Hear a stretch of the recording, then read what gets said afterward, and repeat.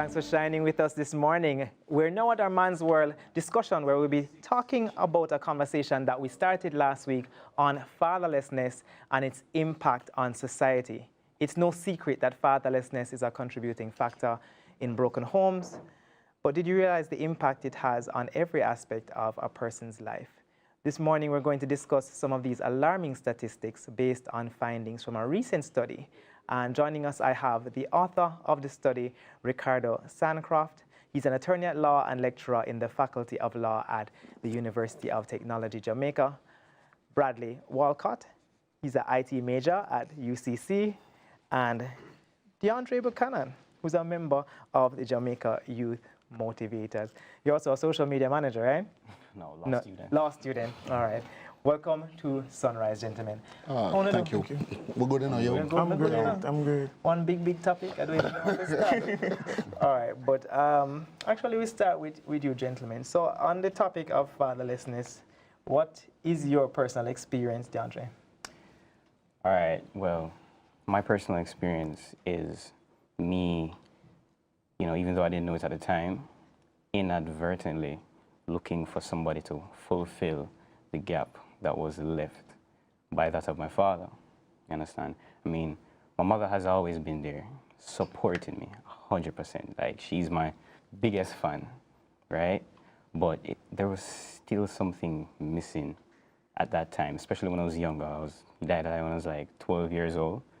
And I spiraled into this whole whirlwind of emotions, trying to figure myself out, going through high school and all of that. And you were right in that stage of puberty too. You were right at 12, so a lot of changes were already happening on top of that change. So your gap is between about 12 till now. Yeah. If you don't mind sharing, how old are you now? I'm 20 now. You're 20 now, so that was 8 years. Yeah. All right. We'll come back to that. And Bradley, what was your experience? My experience was basically similar. However, my father basically died before I was 1 year old.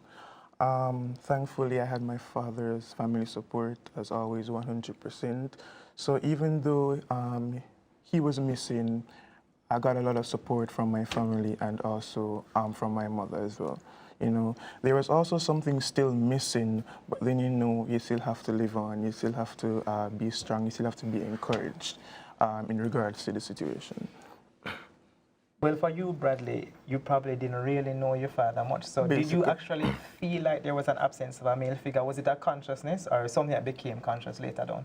All right. When I was smaller, I think that it was basically a nothing for me.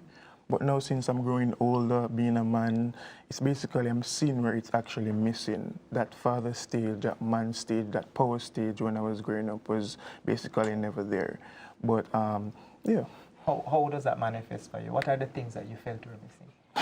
You couldn't tie a tie, you couldn't change a tire. I'm being simple, but my father taught me to do this. Yes, mechanics, all of those stuff. Tying a tie was there for me. I could tie a tie because basically going to school, I was always in tie. But you go on Crest School. So, yeah, but I mean, the manliness in the house, not saying I can't do it, but I think those are the stuff that were missing up until now. I'm basically still learning to do those stuff. But changing a car tie, of course I can do that. But most males, once they're around their father, those are the stuff that they normally do from like primary stage growing up until now. Right. And DeAndre, you mentioned a gap. How did the gap manifest for you? Well, basically the same situation with tying the tie, but I refer to YouTube, and my mother kind of helped me out. It's just like, move it to the left a little bit, right. Bring it up a bit more. And with regards to the car thing, I had a relationship with my father before he died, very, very close relationship.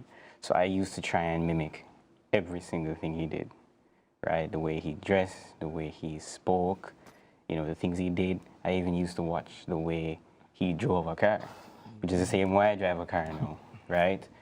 And, I remember at the time, he was really into aviation. So I was into aviation. But when that gap came about now, I was like, do I want to do aviation? I was lost. I was like, okay, who am I now? Because I've been trying to mimic him, but who am I? And throughout that period, I had to spend a lot of time developing myself, searching for who I am, what do I like, what do I want to do, do I still want to fly a plane, do I still want to dress like this, do I still want to speak like that.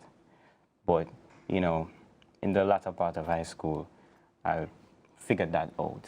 So you really speak about the father as a leader from by example. Yeah.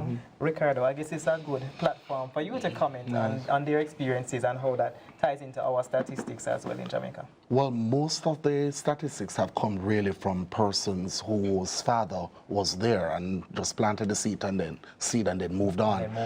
And so when you hear them speak about fatherlessness, they come from an emotional standpoint where their father was not there to help them to make that transition, especially at 11, 12 years old, into being a man. And so they had to do other things by looking at other men in the community, and most times these men were not necessarily the best men.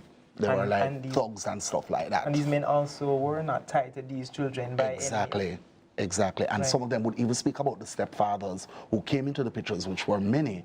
And in those cases, those stepfathers just kept moving and kept moving on, and they did not care about them. So they felt as if, oh, if nobody cares about me, my father didn't even care about me to stay around, why should I care about anybody? Why should I care about the society? Which is kind of different from theirs, because their fathers were taken out through death. Right? But in these cases, these are fathers who were present or what they left. But absent. Yes. Present but absent. Speak to me a little bit about some of these statistics. 85% of all children that exhibit behavioral disorders come from fatherless homes. Yes. Or what I've realized is that those children who exhibit, like, take for instance, again, how behavioral things are dealt with at school. Boys are rough and tough. I mean, they're not going to be seated all day throughout school. And so what tends to happen is that when they get into a school environment now where they're faced with female teachers, that poses a problem, because you're coming from a home where you have only a mother, so the father authoritative figure is absent, so they don't know how to necessarily make the link. And so they start to act out because they feel that entitled woman authority over them, right? And so women who don't know how to deal with that, that also poses a major challenge. And so they find other ways in which they can express themselves. And sometimes it means express themselves negatively. In negative ways. And in terms of how the study was conducted, what was the sample size like? And are these statistics from your study? Or? Well, what I found, like, the 75% of persons who are like at Metcalf Street, those who are at Top Hill, those children who have been incarcerated. So it would have come from that sample size. So I interviewed them, and most of them gave the reasons why they were there, and most of it attributed, 75% of it attributed to fatherlessness. Wow. And in terms of outcome, we see that fatherlessness starts in many different ways, as you say. Yeah. Gentlemen, how do you feel you are progressing as men despite not having fathers now, DeAndre? I think I'm progressing quite well, as opposed to persons who may be subjected to the unfortunate situations that I have been subjected to. I mean, there was a period to which I may have started to sway. But as I said, my mother, always there. She played that father role and that mother role. And anytime I slipped, she put me right back on track. Right? And as a result of that, and as a result of her encouragement, and also encouragement from my other family members, I was able to just say, all right, you know what? This is the situation I'm faced with. However, I am not going to allow myself to become subsumed to that situation, and I'm going to push forward regardless of any obstacle that decides to step in my way. And okay, and Bradley, for you? I'm progressing very well. Yeah. I remember in a small age, primary age, as he said, I was basically swaying. I wasn't focused much. But now sitting and realizing that, you know, I'm going to have to be a man, I'm now an adult. Experiences, hearing a lot of words. Your father was a good person. he was a man and stuff like that helped me, encouraged me to know that I have to be just like him or better, you know. So I'm progressing very well knowing that I didn't have a father in my life, and my family was always there to support me. As I said to you before, they are always saying, hey, you have to be like your father, you have to be a man, you have to be an example to the family, you know, carry on the name. So that's basically it, and know that I'm a man.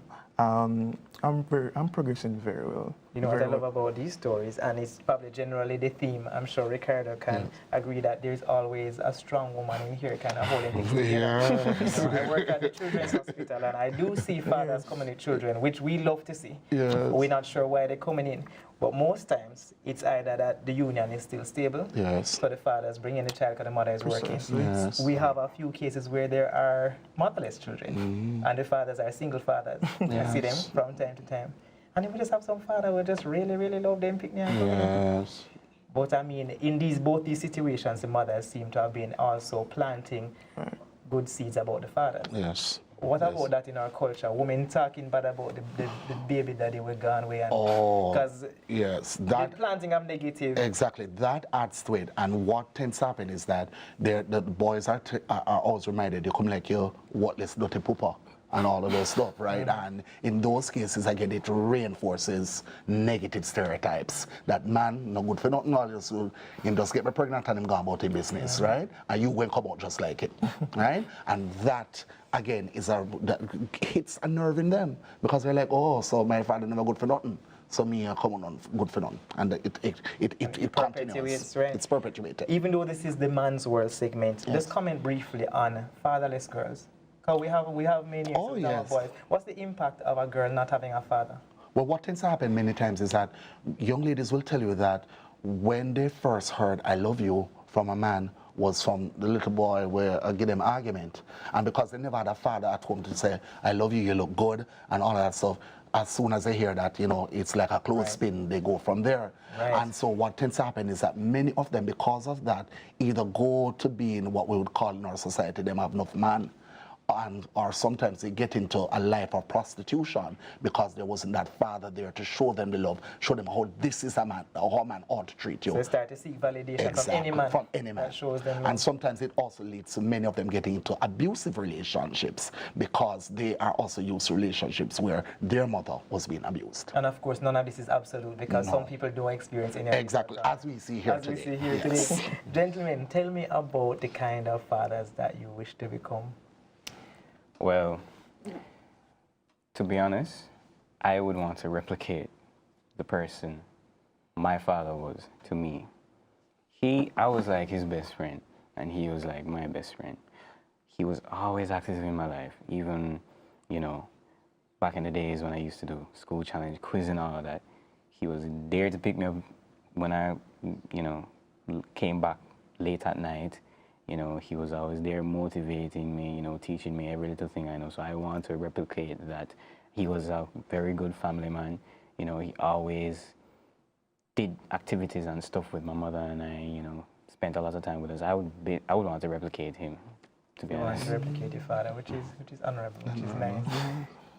I basically want to do the same. Be just like my father. He was a family person, as per se, as here in the news. He was also basically there for us, even though he fell out of our lives a bit early. Right. I know this is a man's world, but however, I felt like he was actually that good person, because my sister, she was that of an emotional person when she remembered our dad, you know. Well, I was just there, why is she crying? Like, hello, why is she crying? But after being mature enough to say, hey, he's not there, like, this is where the emotion actually kicks in. And I really, really want to be just exactly like him. Wow. I like it. Yeah, because even though their father was absent through death, he's still, they're still very much present. Very present. Excellent. Very present. What comments do you have for our viewers on how we can improve the situation? I mean, it's not something that I guess you can just run in and do an intervention for, but I figure there are some things we need to focus on as a nation to improve this fatherless situation I mean, maybe the advice might be to the women, to the men, to everybody. I don't know. It's a broad question, but It is. I think most of it stems from how people choose their mates, and I say that as I said, Simply so, right? yes.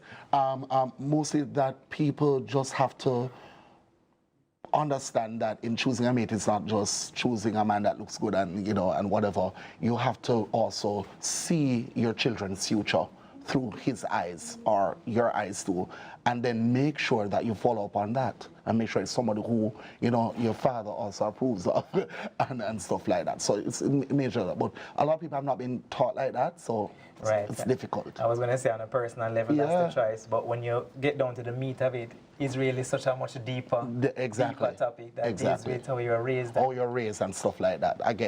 Because these gentlemen have shown us that they have been taught that their fathers were good. You experienced him for 12 years. And I can see that you still miss him. Something about loss that we tend to not grieving. It's been 8 years later. How are you functioning now in terms of dealing with it? I mean, with each achievement, sometimes I wish he could be there to see that because, as I said, my mother is my biggest fan, but he was the more vocal one. So he would be the one jumping up and down and making noise and all of that. He's the cheerleader. Right? So, sometimes I just wish he was here to see that, but I'm not necessarily sad because I know at the same time I'm not doing anything that he would not have approved of. Exactly. So, regardless of the fact that he's not here, I am still personally happy. I'm going to change up the question for you a bit. Your father died before you were one. Did you have any other male role models that kind of filled his space? Yes, my uncles are there. My uncle was there. And these were uncles on his side or your mother's side? On his side. Okay. My father's brother. He was basically the one who carried me to school, picked me up from school. He was the one who courted me. Right. Manly. He was also there before he migrated. So yes, I did have a father figure. And but I mean, you also wanted your biological father there, but of course. Yeah. And he would have been able to also give you a lot of background on that side of the family. Yes. Right. Yes. Wow. Gentlemen, I thank you so much for sharing your stories. It requires a lot of bravery to come on TV and speak of these things. Before we leave, I want you to just encourage any other young men or women who might not have fathers. Is there anything that you'd want to share with the youth of Jamaica who are fatherless? Is a weird question, but what would you want to tell them? It's not the end of the world. There's still life, whether or not it's by death, or whether or not they just decided that, hey, they can't really do this, they're going to leave. Just press on. Once you have the strength and the courage, happiness will always be there. I mean, I would say, each person's situation is specific to them. But at the same time, you have to take into consideration that others may be out there that are worse off than you. And even though you may be fatherless, there are other persons in your life or other things that are worth working for. And with regards to achieving your goals, you need to want your goal as much as you want oxygen when you're underneath the water and you can't hold your breath anymore and you want to come up. When you want to achieve your goals that bad, nothing will stop you. I think that's a great note to end on. Ricardo, thank you for your expertise. And thank you for having me. Thank you for sharing your experiences once again. We are going to go to a break, and when we come back from that break, we'll have news with our beautiful Whitney Levy right here on Sunrise.